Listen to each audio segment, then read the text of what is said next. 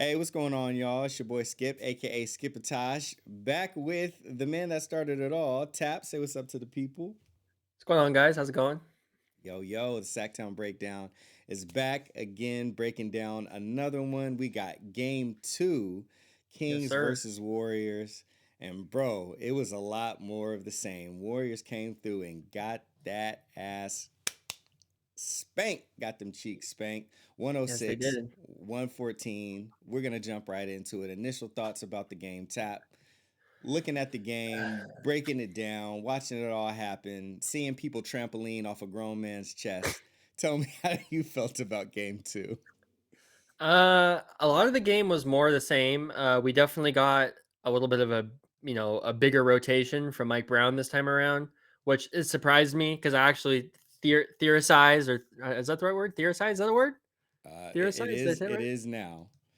Okay, I don't know what I was going for there, but I was last podcast talking about who would possibly play that didn't play, and actually got some Terrence Davis minutes. That surprised me, but overall, it was sort of more the same. The Kings didn't really shoot very well at all. They still won despite not shooting very well, and ultimately they got the W. So that's all I care about. But there's definitely room for improvement, which is a good thing because if the Kings were absolutely playing lights out and losing or barely winning, it would be a problem. So they definitely have some room to improve here, and they gotta improve because we're going to San Francisco for 2 games, and that home crowd's gonna be crazy. Yeah, definitely. Home crowd's gonna be crazy. Chase Center, it's gonna be something else. They're gonna be missing something though on that game three. We'll talk about that a little bit more here in a minute. But yeah, man, just came in with a lot of confidence. Again, just like game one, pretty much set the tone. Both teams were a little sloppy earlier on, but the Kings defense was there immediately, getting deflections, getting hands into passing lanes, pickpocket steals. The Warriors were turning it over early, and Kings, were taking advantage at a decent clip, not every single one, but well enough. And it really set the tone. Of course, Golden One Center was popping. Kings fans again showed out on a Monday night. Historical turnout, and just kept that arena loud and as raucous as it can be. That's what we're known for, going back to the Cowbell Kingdom days, and it continues to be more of the same here for us, just supporting our team. And it led to a 106-114 victory over the defending champs. So now that we've kind of gotten our initial thoughts out of the way, Tap, why don't we go ahead and kind of break down a little bit of the numbers, get into the some of the nitty gritty of things. Yes, Uh, sir. let's. I'll let you start it off. Who's the first Ranger players that you want to highlight for this one? Let's go. Let's just go the main. Let's just go Sabonis and Fox and just the starters in general. All right. So this game, the people that you expected to perform actually performed. Like, for example, Sabonis had 24 points. Remember, I said he needed to get, 24, 25, whatever. I think Skip said 21 to 23. He had 24 points this time around, only 4 assists, which, when he was really going hard in the regular season and he was performing outrageously well, he had a lot more assists than that. But I think the points are what's more important because this team moves the ball, so well anyways. I don't think it really matters where the assists are coming from. It just matters that they're passing the ball, and they are. Um, we had 13 points from Barnes, which I think he had 13 or 16 last game, something in that range. So nothing too crazy from Barnes, but once again, Barnes stays consistent. He's always there. He's like 3 steals. He was jumping passing lanes. A lot of those steals I think came early on when the Warriors were playing super sloppy. Yep. Keegan Murray, 0 for 1, 16 minutes, 2 free throws, 2 points, 1 turnover, 1 steal, 1 assist, 3 rebounds. Another pretty much nothing game from Keegan Murray, which again is fine. I'm not worried about it.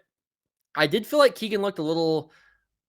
I don't know if it was just me not really noticing it in the first game, but I feel like Keegan looked a little more gun shy this game than he did last game. I don't know if maybe I just really didn't notice it as much the first time. I know Skip said something last podcast about how Keegan looked a little, maybe a little tiny bit scared out there. Fox, 24 points, 10 of 23 shooting, 2 of 10 from three. It would have been, if Fox only went 2 of 5 from three, it would have been a pretty efficient game. The fact that he went 2 of 10 from three, a little rough efficiency wise, but I mean, Fox it don't matter. Fox gets the ball in the fourth quarter and dominates. So that's I don't really care about the stats. Like, I care about the stats to a certain extent, but I go more off the eye test. I don't really give a shit about analytics like all these nerds do, like Daryl Morey, greasy fat slob. I'm gonna throw that in every time. Um, and I don't know. I'm not an analytics guy. As far as I'm concerned, I don't care how inefficient he is. Now, obviously, if he's 10 for 31, that's a problem. That's James Harden numbers. But 2 of 10 from 3. Fox will get that 3-pointer up. And another disappointing game from Kevin Huerter. 6 of 14 shooting, 2 of 9 from 3. Like I said, specifically the starters, really, some rough shooting from 3. Again, second game in a row, but they have room to improve for these next upcoming games.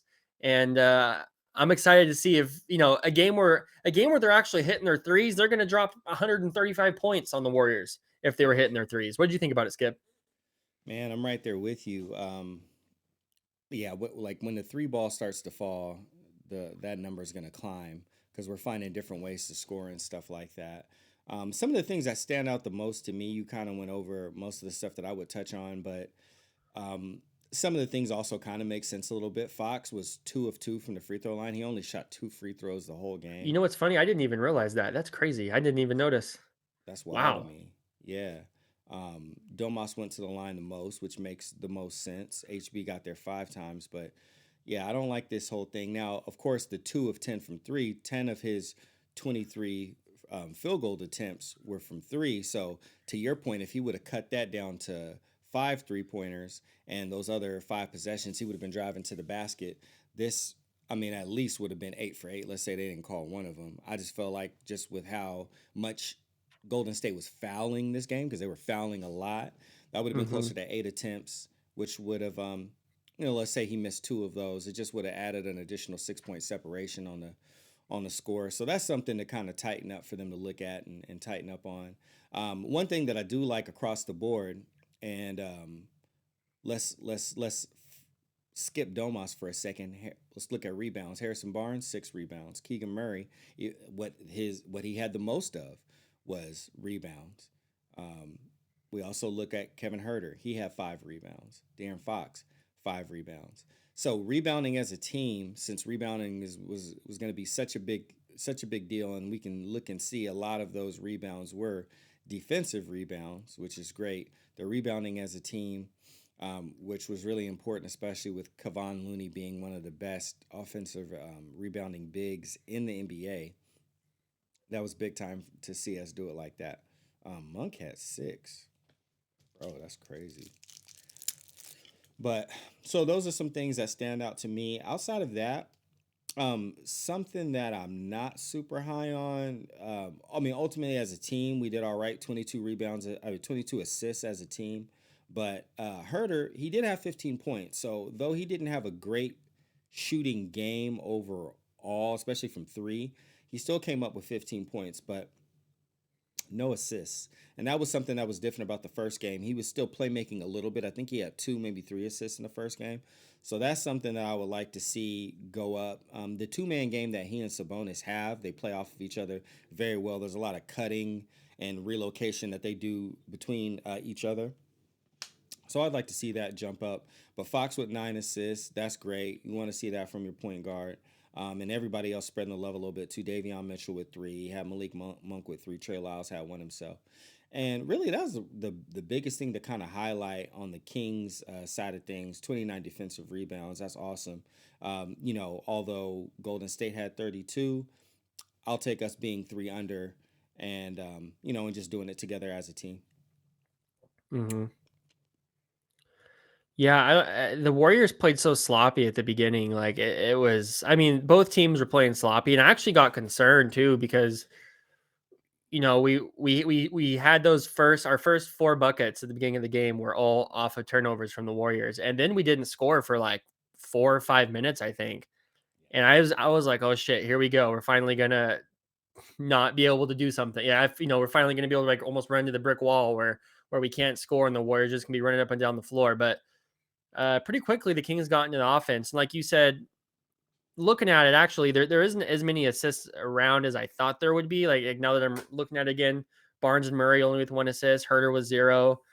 A lot of the assists came from Fox, which I always wished Fox in general in his game had more assists. I wish, obviously he's kind of focusing on scoring, but I feel like Fox could be just as good of a playmaker. I've always kind of looked at Fox as almost like a James Harden in that aspect, as much as I can't stand James Harden, where it's like I feel like Fox could average 17 assists, or not average, but like put up 17 assists, 15 assists in a game if he wanted to, or he could focus on scoring if he wants to. And that's something that James Harden's done, where he was a scorer for years and now he's transitioning to be more of like a playmaker. And there's a lot of guys like Westbrook. I mean, he can pass the ball and get you assists, but I mean he's going to be 3 of 17 shooting. So I think Fox is like so talented. He can come at it from so many different angles if he wants. It's really just a joy to watch. Yeah, I agree. It really is. I remember some seasons back when he had a higher assist rate. He kind of was playing a little bit more of a playmaker role. Um, and now he switches it back on and forth. I feel like pretty decently. A lot of it is like I feel like he's pretty good at reading defenses, and he sees kind of how they play him. And it depends, if they're trying to take the ball out of his hands, then he can distribute it a little bit more. And we saw him break free of one of those traps and get into the paint after that. So he can make plays, but if they're trying to guard him straight up and saying like, okay, well, you got to beat us, then he's got to attack and be aggressive. Hmm. And plus having Domas too, that's another element because usually Domas, has the ball in his hands a healthy amount of the time.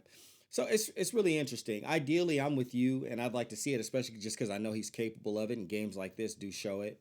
But we're in the playoffs now, and if he's taking what the defense gives him, I trust his IQ well enough to roll with that. Exactly. Yeah, for sure. 24 points from Fox this game, 24 points from Domas this game. We mentioned how they were both more aggressive. We talked about Herter with his 15, Harrison Barnes with 13, so still contributing well. Malik Monk with 18, and a very relieving 14 points from Davion Mitchell. As someone who I Yes. know appreciates and loves defense, Tap, I wanted to give you a minute to just talk about um, just how Davion and Mitchell affected this game that much more than the last game.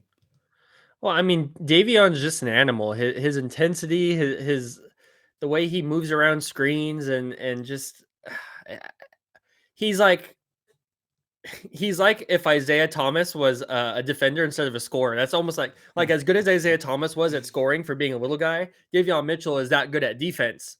Now, scoring sometimes leaves a little to be desired, but tonight it did not. Tonight he had 14 points, and that's wonderful because someone that plays defense like that, a lot of those guys that play defense like as well as Davion does, sometimes it's almost like 4-on-5 on offense, like someone like Andre Roberson or like people that they're are like almost actually kind of like Draymond Green, where it's like he's damn near useless offensively, but defensively he's their anchor. And being able to, even if Davion put up 12 points every game, it would be just wonderful because of what he brings to the defensive end, the way he's such an irritant. It seemed like there's times where, I mean, if I'm looking at like Steph Curry's stats here, he was 3 of 13 from three. There was some wide open threes that he just missed, but also like Davion's an irritant. Like Davion gets up in people's faces. He doesn't stop. It seems like he never gets tired. And that's just the kind of player, to your credit, Skip, I think you mentioned last podcast, that's the kind of player that fans get behind and fans absolutely love. Yeah, big time. That's we want to see defense. We want to see us not just score on the other team, but also demoralize them on defense. And Hmm. I mean, it is so obvious to tell. He's got the nickname to match. Off night, just the way that he was getting into Steph Curry's body, the way that he was Yes. harassing Curry off the ball. The different looks that we were throwing at him, even when they had to switch. And then here comes Monk with a little energy for a possession, and it's just harassing and hounding Steph Curry. Like Steph just he got a few open shots because they moved the ball well enough, and and we were playing our one and trying to figure it out on the fly, Yeah. our little junk defense. But man, it's just fact of the matter is Davion, when he had Steph, when he was able to pick him up 3/4 court, full court, and, just press on him that much more. You saw how it affected the mental of Steph Curry, and Steph keeps it even kill. But I'll be honest with you, I've never seen such poor body language from Steph Me Curry either. I in noticed a the same playoff thing. I was series. like, "Damn, he looks like defeated." And you know what it is too. My favorite thing. It's this is what the Warriors do when they get desperate. Is that they do like Steph will get the ball. He'll be like really high up, almost by the logo, and then he'll like pass it to Draymond. They'll try to like run a screen. Draymond will pass it back to Steph or back to Clay, and then they'll go to pump fake, and there's nothing there because someone's right in their face. And then they just Yeah. pass it back to Draymond again, and then they run around again, and they try it again. And there was multiple times when they did that where Davion, or it doesn't even matter, whoever else, would be right in their face, and they had no shot. No. And that was when you saw that horrible body language from Steph Curry. He looked like he was disgusted. I mean, I don't blame him. I'd be pretty pissed too if I was him. I can't get a shot off. Right. But yeah, I noticed that body language too. That's something I didn't even think about till you mentioned it. And I was like, oh yeah, I do remember that. It was just surprising, and I can get it, like, from multiple standpoints. One, Steph had an injury ridden season this year. It was the leg, then the arm, then the ankle. He was going through a lot of different injuries, and you're an older player now. What, Steph's like 34, 35. 34, yeah. A rhythm is extremely important. As your body ages, and it needs something to key in on. And it's extremely frustrating to play a handful of games, go out a handful of games, come in for a handful of games, go out for a handful of games. Mentally, it just wears on you. He's got a family, he's a family man, he'd like to spend time with them. He's been winning so much that he's got these long postseasons and he's getting these rings. And I'll be honest with you, man, this time it just looked like Steph was like, you know what?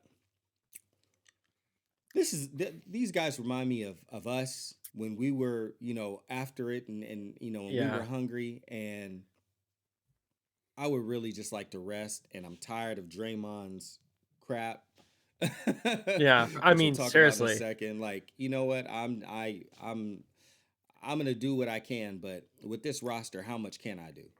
I could be wrong, but it literally did look like in his face. It was like, yeah, this ain't it. It ain't happening this year. I feel like I could see that in his body language. And I'm someone that like, I don't mind. I've grown to like Steph. I used to, but like I said in the last podcast, I used to talk shit about him, but I've grown to like him. But I really feel like he's just like, we don't have it. And my dad even sent me a text and said something along the lines of like, basically the Warriors just have I don't remember what he said. Something about they have no ability to score, and I replied to him that they're not lethal. They have no lethality in their team. It's just like Stephen Clay pass it to Draymond and then have him pass back, and it's like it seems like the stuff. I don't know if it's the league has caught up to them because now the Kings play just like the Warriors did.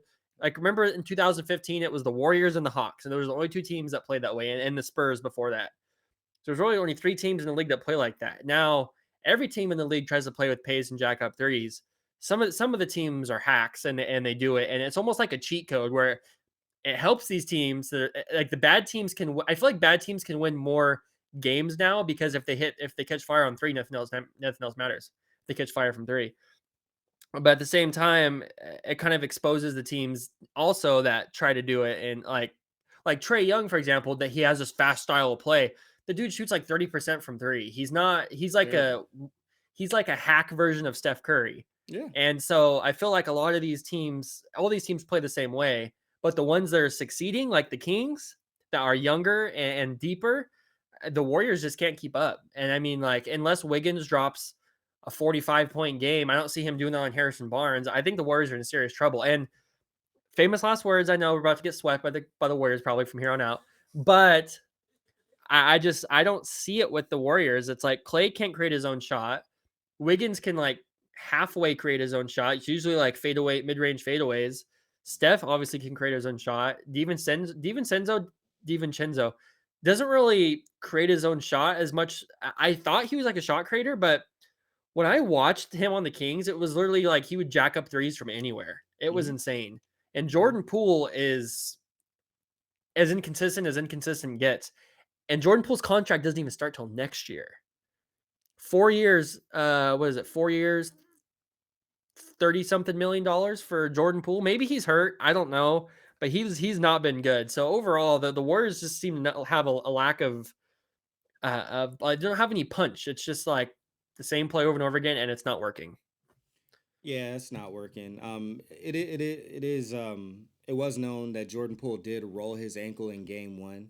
Obviously, That's he true. felt good Yeah. enough to play in game two. So I don't want to give him too many excuses. I do want to state the facts, but I mean, he wasn't playing well before he rolled his ankle, and he hasn't been playing any better since getting any of the treatments or anything like that.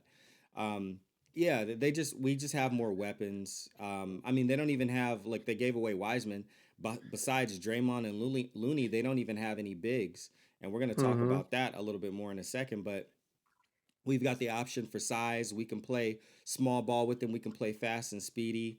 Um, we run a very similar offense, and oddly enough, a lot of people forget the offense that this Golden State Warriors runs and started running that started, a little bit of this revolution was the offense that Pete Carroll's and Rick Adelman's Sacramento Kings used to run, which is a version of the Yes. Princeton offense since Pete Carroll is the creator of the Princeton offense and was on Rick Adelman's coaching staff.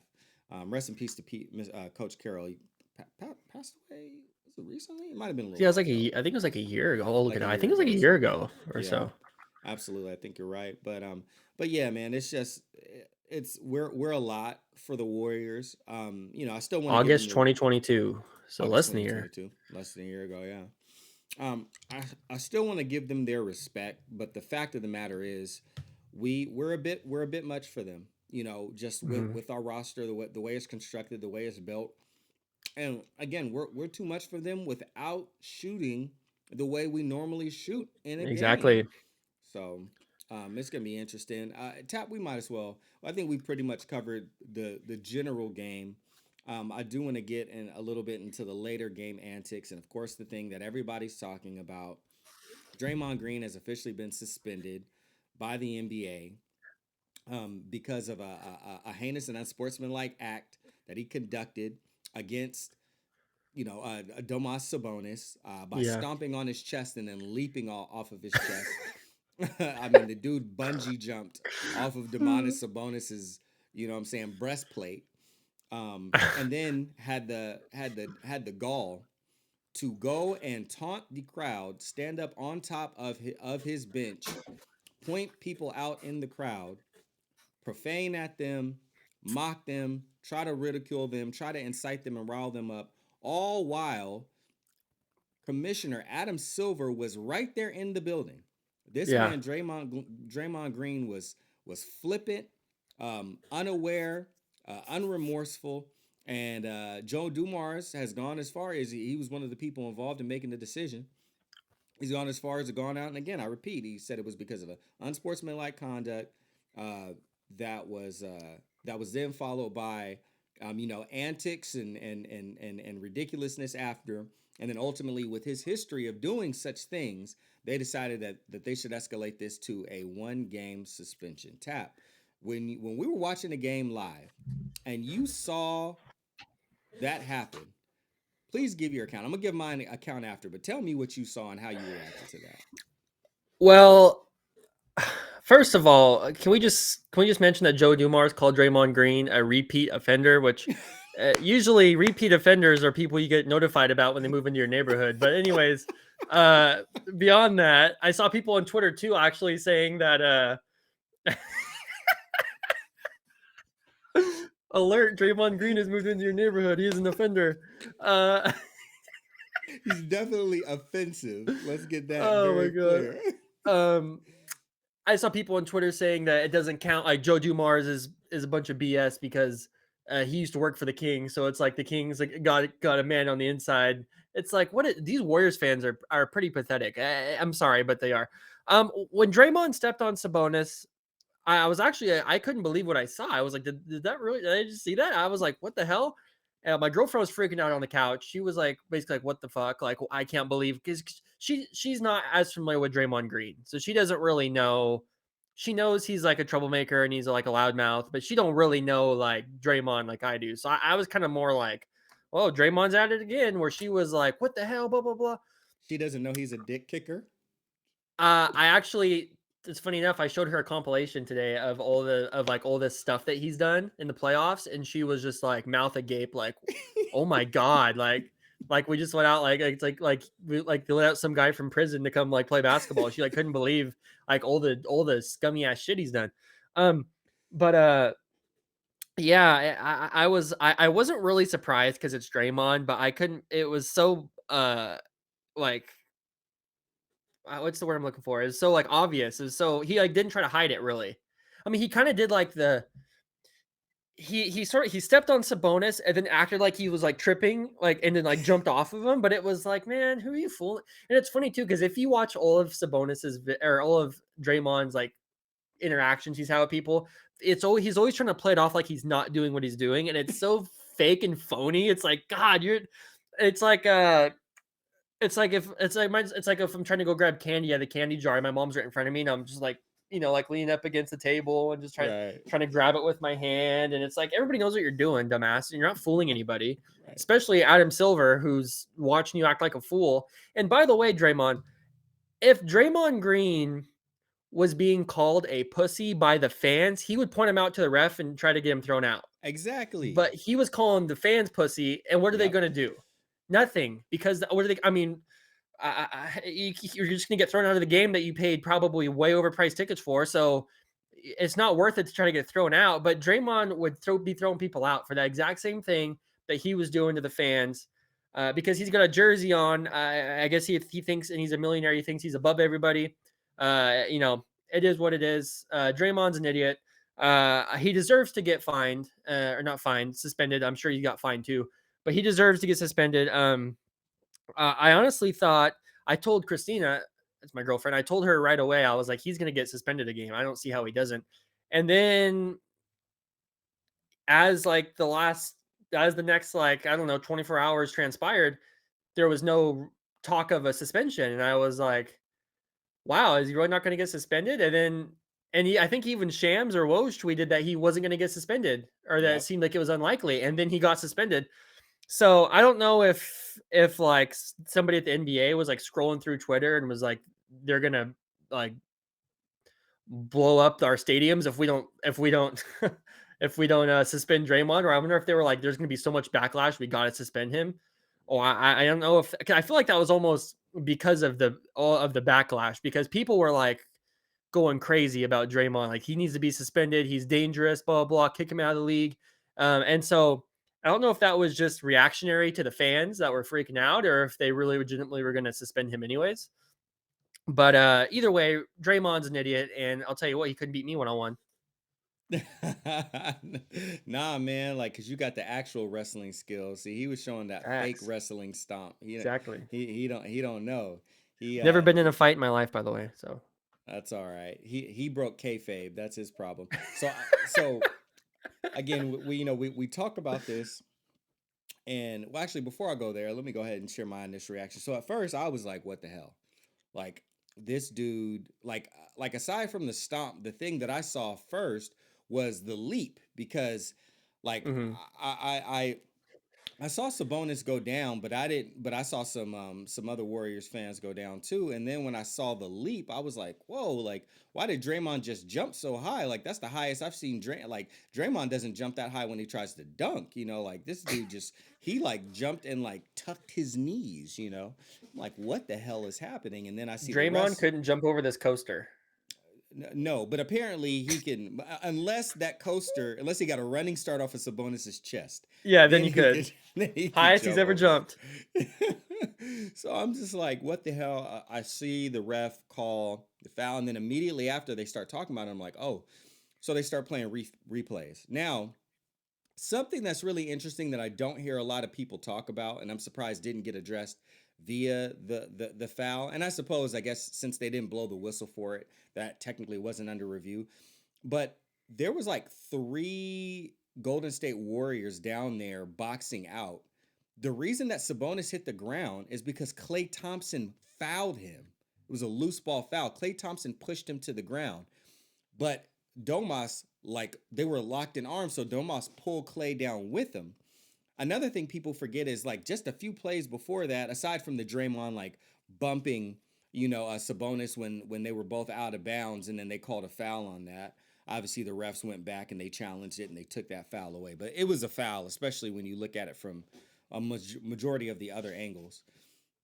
Domas had gotten kicked in the head not too long before that. Yeah.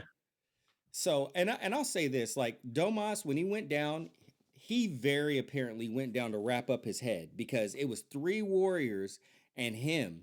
So it was mostly Warriors down there, and they don't give a damn if they step on him or not. And Draymond's Yeah. down there. Now here's the fact of the matter: you have to be responsible for what your body does, even if you don't intend it. A lot of players don't intend to foul. They make moves with the intention of stopping the ball, but they end up blocking, and that's a foul. Domas, when he went to wrap up his head, fact of the matter is Draymond's foot was down there. He wrapped that up. That should be called a foul. I think they were right for calling a foul on Domas. Mm-hmm. But Domas didn't intentionally wrap up Dre's leg. He got kicked in the head not too long ago. He just got shoved to the ground. There's a bunch of Warriors down there. He went to wrap up and curl up. Draymond's foot got caught up in there. Now, I've heard a lot of people say Draymond would have been smarter to play the Draymond game, flop down to the ground, hold his ankle, and only have the whistle blown on Sabonis. Instead, he got in his fifis, got all mad. He's already getting his team is down. They're getting their butt kicked, and he decides to stomp on the chest of Domantas Sabonis. And instead of just stomping and then walking away, or raising his leg and then stepping over, he stomped right on his chest. And then why did the fool leap off of the chest? Like, that was the most egregious part of the act. You're done. You're caught in 4K, buddy. Game over. I think he was trying to make it look like he was like getting tripped up by Sabonis, but the thing is, he was being tripped up by Sabonis, and so then it's like he tried to sell it, but he was already being tripped up, so he didn't need to sell it. He could just like acted normal. It's like the mental hoops these players jump through to try to sell contact to the refs. It's like it's one of these days. I've always said that like someone's gonna get hurt flopping. Someone's gonna get hurt trying to, and maybe they have, and I just don't remember. But Yep. it's like it's almost like he was trying to flop when he was really getting fouled. He could have just fell on the ground like you said, but he said he tried to flop it. I don't know. That's that donkey energy, that donkey mentality. Yep. That big old horse Donkey from mouth. Shrek. Yep. So, yeah. So, sure enough. And then what does he do after that? He doesn't, oh, my bad. So, like, I didn't really mean to, or even I reacted in the moment. So, like, he doesn't do any of that. He doesn't check on Sabonis. He immediately starts popping off, doing the Hulk Hogan. You know what I'm saying? Like, flexing and, he Yeah. starts doing all that to the crowd. And then, like we said, he starts inciting the fans. Now, Adam Silver is there. And immediately what comes into mind, like as I see him start to do that, I'm like, oh my gosh, Malice at the Palace. So in the midst of this, I'm looking this up, Tap. And when I look up a picture of Malice in the Palace, there's more than one former Sacramento King in there. Look who else shows up right there. Oh, I didn't even think about that. Wow. Because he was an assistant coach on the coaching staff of the Indiana Pacers at funny. the time. Mike Brown himself was Nice catch. also a part of that. And Adam Silver was still a part of the NBA at the time. I believe at the time he was the like head of entertainment or something. I wonder if they say it here. Yeah, okay, yeah. Then president of NBA Entertainment. And yeah, so so Stern was the commissioner, Adam Silver was a young executive. So he had to live through that. He had to go through that and he had to see that time. And there's no doubt in my mind that played a role, that he may have because Joe Dumars, I think it was not just Adam Silver at the game, but I believe Joe Dumars was at the game with them as well.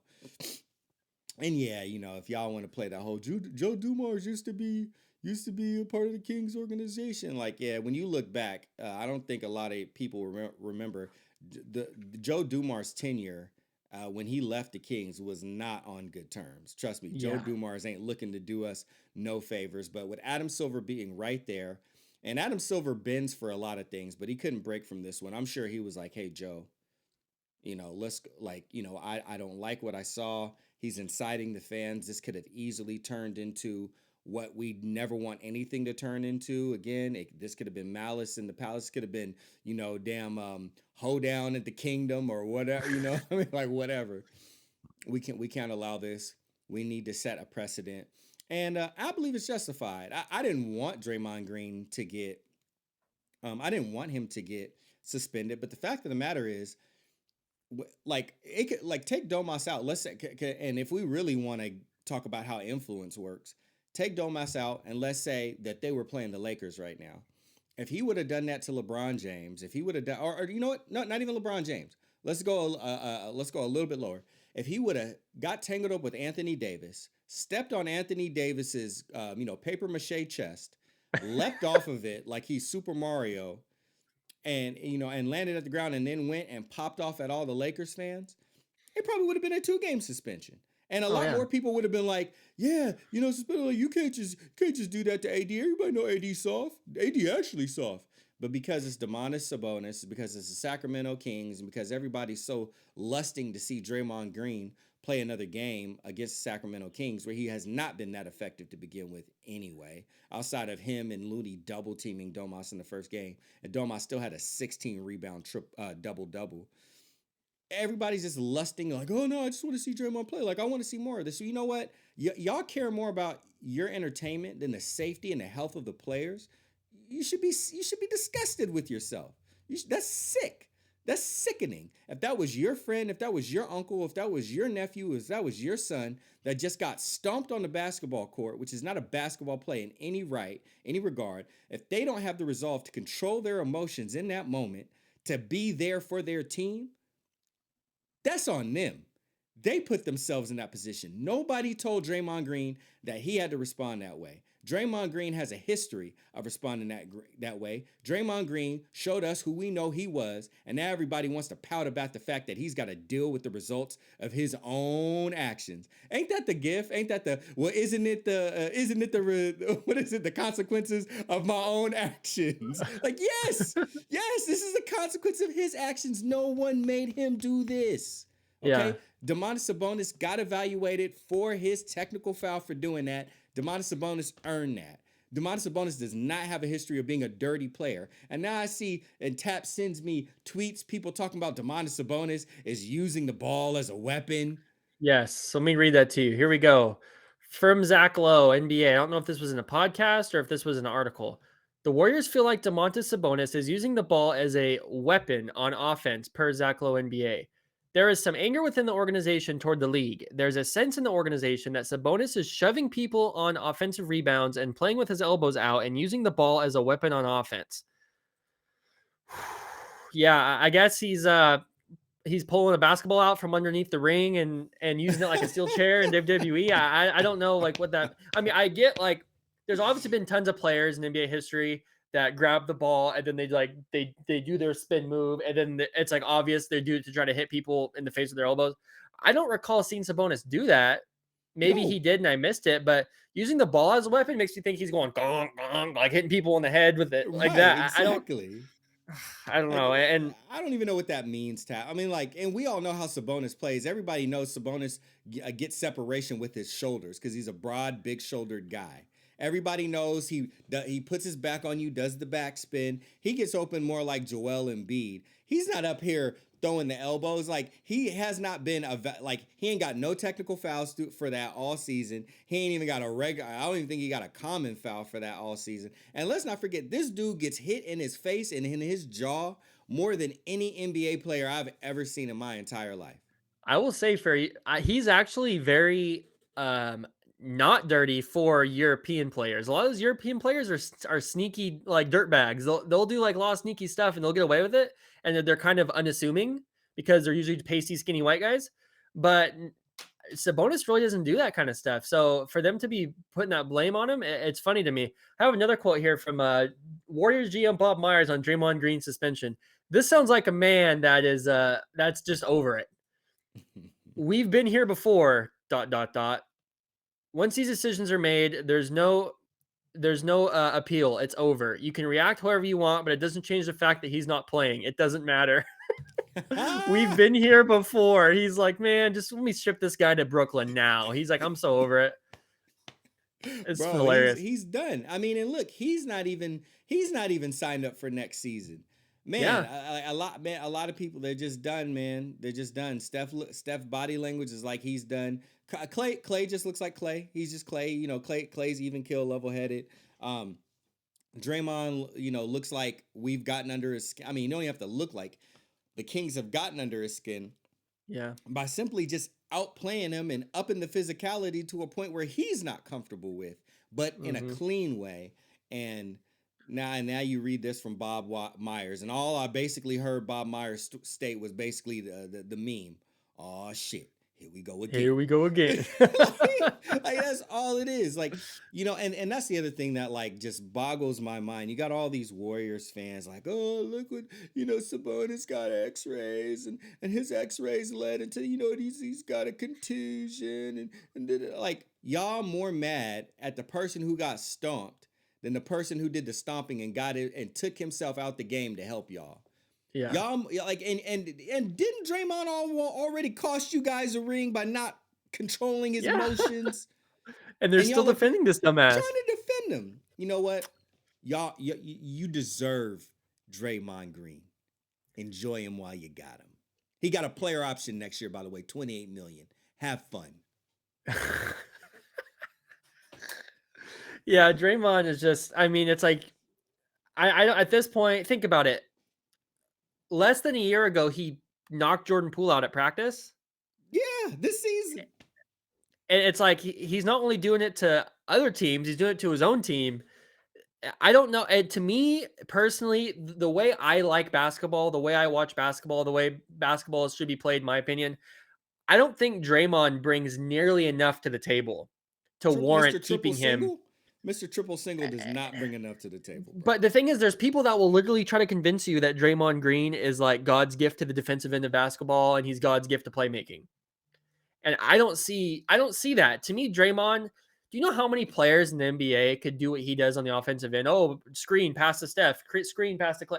I mean, Sabonis does it right now. And not that he's a bum, he's an all-star, but like Draymond is so overrated in so many aspects, in my opinion. It's just his defense. A lot of his defense is just, he's a hack.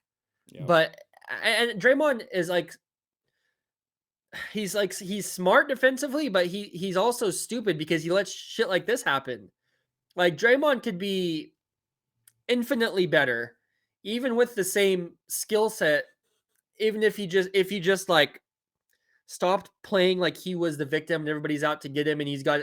I mean, he acts like I don't know, like he's always in the middle of a bar fight or something. I don't get it. Why does it got to be like that? Why can't you just be playing basketball for the Warriors? I mean, you're getting paid a lot of money to do it, and it's not like he's playing hockey where it's like, if basketball was like hockey where these guys were allowed to fight, then sure, there'd be 100 Draymonds in the league and it'd be awesome. But that's not the sport we're playing. So why play like that?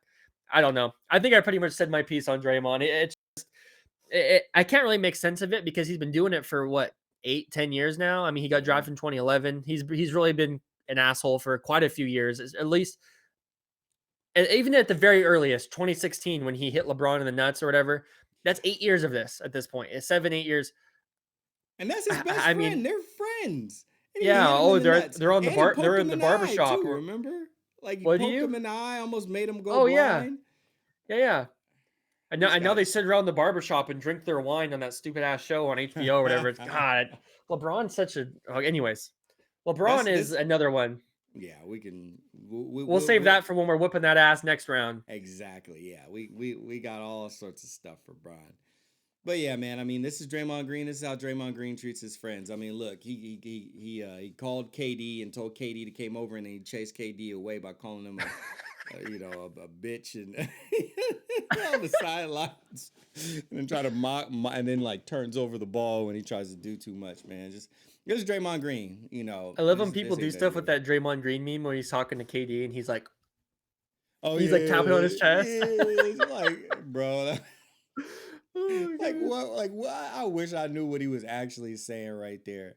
And KD just trying to. And KD's like from that hot. Yeah, he's like trying to listen. He's shaking his head, but Draymond crazy, man. I'm about to get my ring though. It's ridiculous. Anyway, that's the battle of Draymond Green. He ain't playing in Game 3, but I guess that's a natural way for us to kind of write out the rest of the episode. Preview of Game 3 tap. So, um, here's the fact of the matter. A big part of Game 2 was the foul trouble that Kevon Looney and Draymond Green got into early, and they had to be Mm-hmm. benched. There was a series of time where the Warriors were playing with no big man whatsoever at all on the floor. They Yeah. traded Weissman. He wasn't working out there. They decided to move along for him. They don't have. I think the only other big that they have is that Lamb guy, Anthony Lamb. He's a Yeah. G League guy, like at best.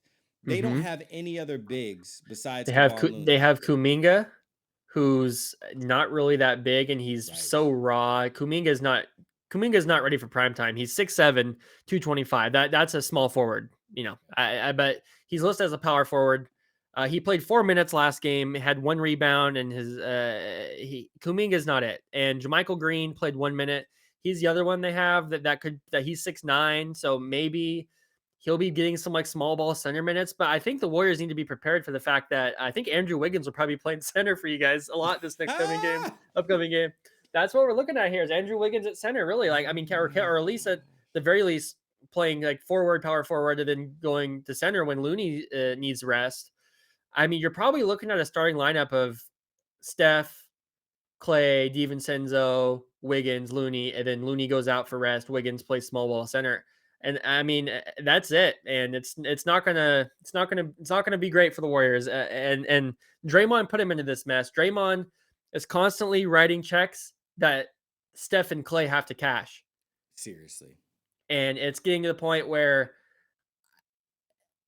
if I was Steph Curry or Clay Thompson and I was on this team, like you'd be seeing videos of Draymond getting knocked out in practice, not the other way around. Because I don't know how these dudes put up with him for so long. Like you should be able to rebuild around Steph and Clay forever, just the way they play. Like KD goes into the Warriors and it's like seamless. Yeah. Steph and Clay and I think Steph actually got better defensively because he didn't have to score as much when KD was on the Warriors. So it's like Steph and Clay are malleable. They're not like these hard ass like DeMarcus Cousins where he's like they're so strong minded and you can't change their mind. But Draymond is constantly like screwing these guys over left and right, and now they're stuck with this roster where it's like I honestly think the Warriors are probably gonna trade away Draymond. They're gonna have to give something up with it, like a lot of picks. So they're gonna have to really convince somebody to take Draymond Green. And honestly, the only team that'll probably take him is the Detroit Pistons because that's where he's from. That's probably one of the only teams I'll be like, yeah, I'll take on Draymond. And but like as far as what I was saying was, is Steph and Clay have got to be frustrated with Draymond. They got to be like, if we didn't have this asshole on our team, we had somebody else that was worth their weight and didn't get kicked out. They could be winning more championships. But as currently constituted, if I was Stephen Clay, I wouldn't be happy because Draymond is like basically squandering the year for him as far as that goes, and that's got to be frustrating for them.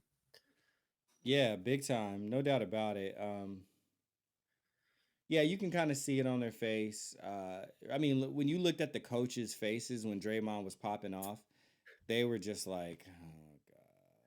Well, I don't understand. Why doesn't somebody get in his face and be like, "Hey, sit down and shut up. Go away." Like, why don't these coaches? It's almost like he like runs roughshod over everybody on that team. Why doesn't anybody get in his face and tell him to shut his damn mouth? I don't get No, it. because everybody wants to de-escalate the situation, and Draymond Green doesn't de-escalate anything. Yeah, He's an yeah. escalator. Like it's just gonna, they're gonna get into a fight, and now that they're either gonna be the person that knocked out. They're like now they got to get a fine because it's gonna go too far. They're gonna have to defend themselves. They're gonna hmm get fined for it because they have to hold them accountable too. Draymond is he's a big headache, man. Just imagine if Kyle Anderson was on the Warriors and he was calling Draymond a bitch like he was doing with Gobert. Oh my gosh, that hey, and Slow Mo got some reach. He might have hmm slept Draymond. That would have been an interesting little. That might have been interesting. But But anyways, as far as Game 3 goes, we're looking for the Kings to score more, or not more, but more efficiently, make their threes, and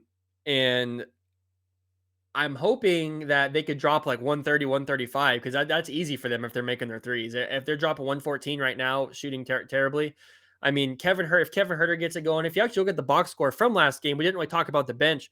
Trey Lyles had 18 points. I think he was like 5 of 6 from three last game. This game, he had no points, 0 of 2 shooting. Kessler Edwards got like a little bit of time. It actually shows up as 0 minutes on the box score. Terrence Davis got 2 minutes. I don't know what exactly was the reasoning why Mike Brown put those guys out there. I doubt Terrence Davis or Kessler Edwards will see um, much playing time, at all. But Alex Lynn got less playing time, it looks like only 8 minutes. I don't know how much he played first game, but the rotation seems to be about the same as it was last game. Whereas the same guys are getting the majority of the minutes. No Holmes minutes yet, which that's a whole nother thing. If you wanted to send Holmes in there just to bother Draymond, you could do that. A game 4, you could just Mhm. send Holmes in there just to piss Draymond off and just to get in his face. And Draymond, if Holmes gets thrown out because him and Draymond are pushing each other, who cares? He's not playing anyways, but he's going to get Draymond thrown out with him. So Mhm. like the Kings got all kinds of options and all kinds of moves they could make as far as like their rotation. Like Terrence Davis could come in theoretically and light it up if we really needed him to. I don't know what situation we'd be in where we would need that, but overall, like you got guys like Lyles who put up 18 points to 0 points, and this is what I was saying in the first podcast. Is that like Sabonis is going to perform more, which he did. Not everybody's going to do as well. Trey Lyles scored 0 points. So it's all evening out here. And as long as they can keep this ebb and flow and like, okay, this guy's not scoring, but this guy's gonna score, and this guy's got 0 points, but this guy all of a sudden made a couple threes. It's like it'll work out and even out at the end, I think. Yeah, I agree. I think like it's obvious that the Golden State isn't going to be able to lean into defense on this next one. So it's to them, it's got to be a firefight because Domas is going to be Mm-hmm. able to eat in the paint. All he has to do is be aggressive against Looney, get Looney in foul trouble again, and they're not going to have anybody else down there that can stop him. So they can feed him. Fox can get into the paint at will, not really worry about any defenders really down there. They're going to try to crowd the paint, put a bunch of bodies in there. But if our guys just knock down shots at a little bit better of a rate than they have the last few games, it's going to be a firefight, and it's just going to be whatever team scores the most at the end.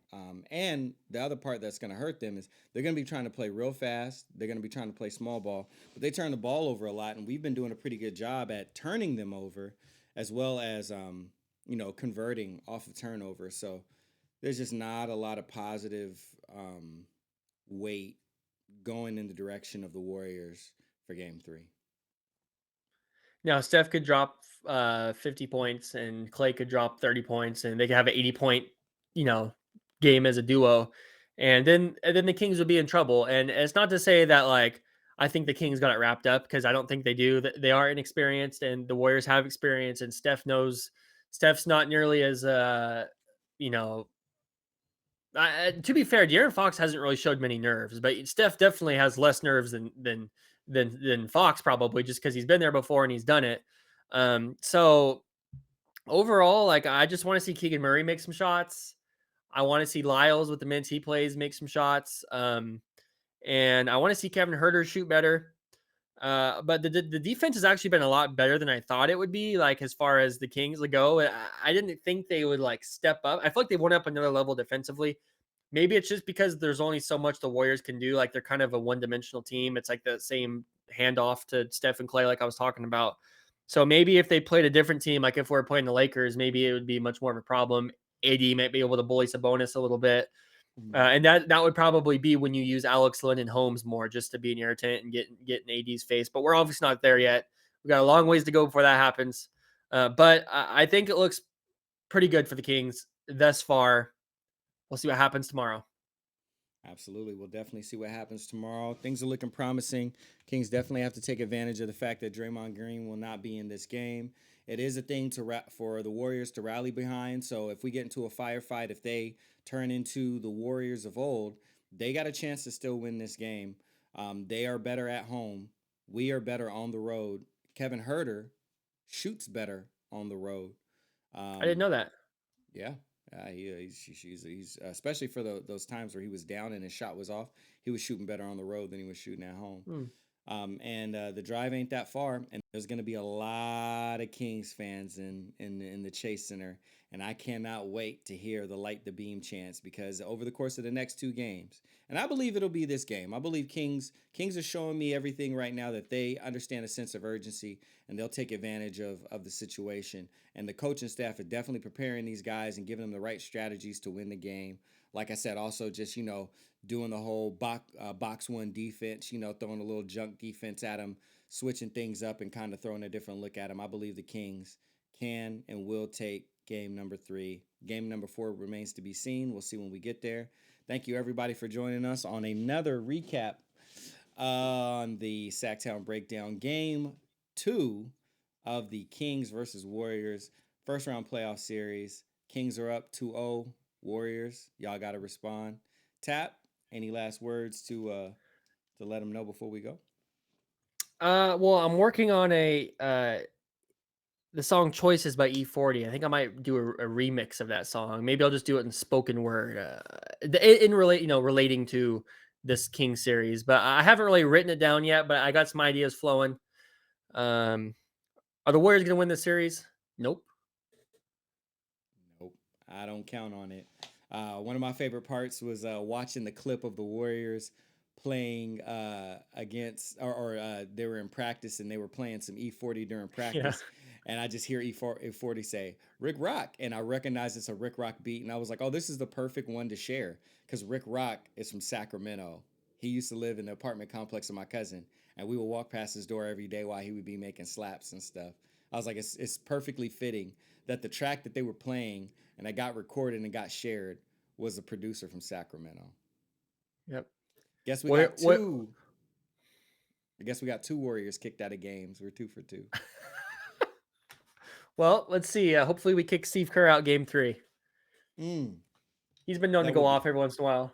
Oh yeah, he's due for a tech. He's due for a tech. Let's get For one sure. on him. We'll see how it goes. All right, y'all. We'll see you on the next one. Peace. See you guys.